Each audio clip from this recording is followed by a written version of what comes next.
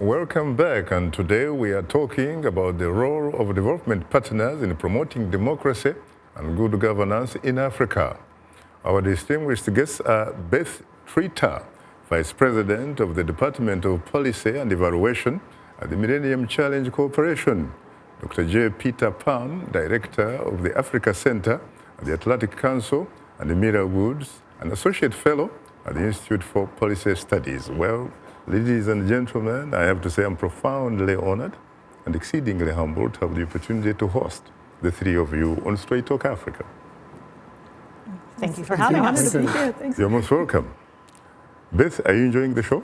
Of course I'm enjoying the show. Talk to us more about what you'd like our audience, for example, to hear about your wonderful work at the Millennium Challenge Corporation. Excellent. Well, I will say that, as Peter said so eloquently, and I want to thank you for the assist, Peter, we are a relatively new development agency that has a fairly unique model, and that's that we're focused on accountability and transparency, both in what we do and also what our partners are doing. I mean, we're really focused on working in partnership with our partners. We don't go into a country with a preconceived notion about what we're going to do and what we're going to spend money on, but we trust that we can work together with our partners to make those determinations. And we're very evidence-based and data-based in terms of the decisions that we make. We base the decisions about how to spend the money on an economic analysis that's conducted by the country partner itself. And then the country partner itself sets up a team to actually implement the program in country. We have a very light footprint around the world. We don't send a whole team out. We send just a couple people to each country that we're working with. Mm-hmm. And we also have a model that tries to pull in the private sector to development as well in appropriate ways. So helping to create an enabling environment for the private sector to thrive. And that, I think, comes back to the theme of today's show, which is on good governance. But we also go about our business in a very participatory way. So the Millennium Challenge account committees that are set up in each country, they are governed by a board of directors that's made up of, just like our own board of directors is, that's made up of both government officials and also non-governmental representatives, representatives of civil society, the private sector. And we engage in a constant dialogue with our countries about their commitment to the core standards of MCC, which are commitment to fighting corruption and commitment to democratic governance. And then we're extremely transparent about the fact that, as you pointed out, there are times when we feel like we can no longer work with countries, and we take appropriate action in those cases. But we feel like we have a very good partnership with countries, precisely because we have a dialogue that's built on a basis of transparency, accountability, and mutual respect. Very interesting. Sounds like a terrific model, Peter, isn't it? It is, but it is a work in progress. There's still kinks to be worked out, and it's a model's developing. There are other models. We go around the world. There are other models. For example, the French Development Agency has a very strong private sector component within it, Proparco, which actually invests alongside private money to spur certain sectors of the economy and countries to get certain things that perhaps goods that couldn't be provided any other way without some sort of a little stimulus.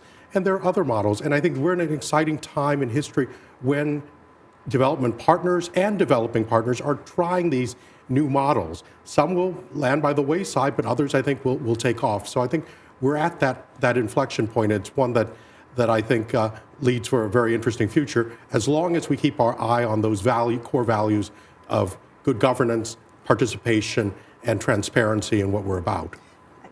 Can I just add? Sure. One of the things that I think we've found that's been extremely interesting, and I don't know that it's something that we anticipated when the MCC was first set up, but that we're very heavily invested in Africa. We've signed 19 compacts with 15 African countries, and MCC has a fairly known brand in Africa, perhaps more than elsewhere in the world.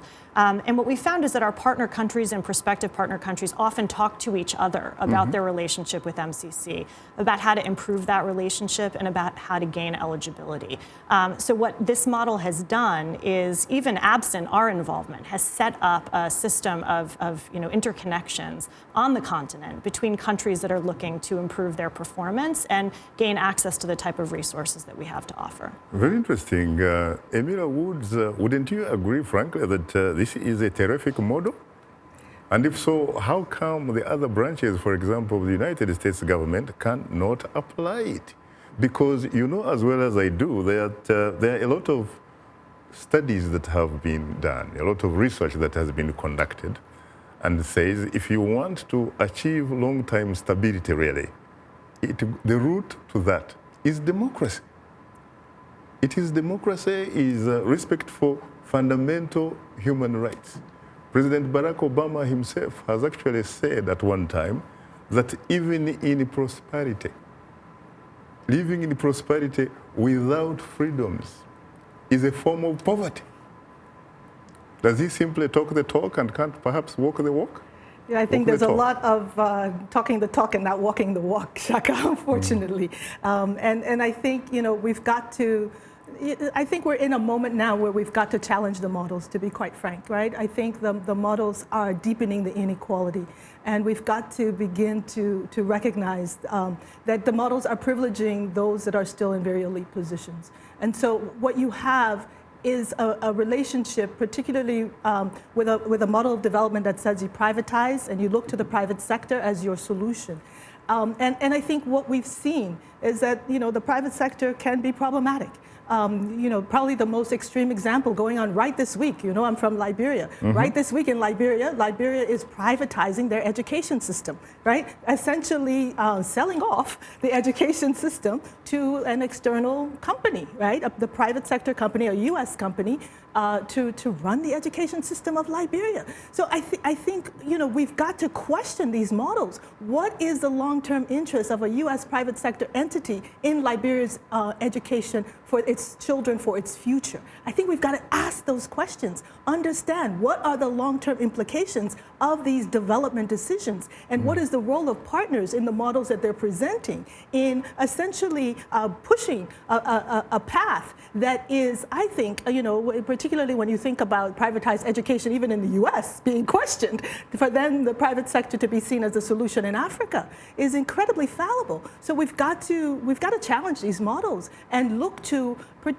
perhaps other alternatives that will actually seek the long-term interests of Africa, of Africa's children, of the environment, particularly in wake of climate change. It is not the private sector, the actors that are often thinking about issues of labor rights, issues of environmental damage, issues of long-term health and well-being of the people. And I think it is fundamentally those issues that have to be prioritized in any kind of a development paradigm that's put forward in the 21st century.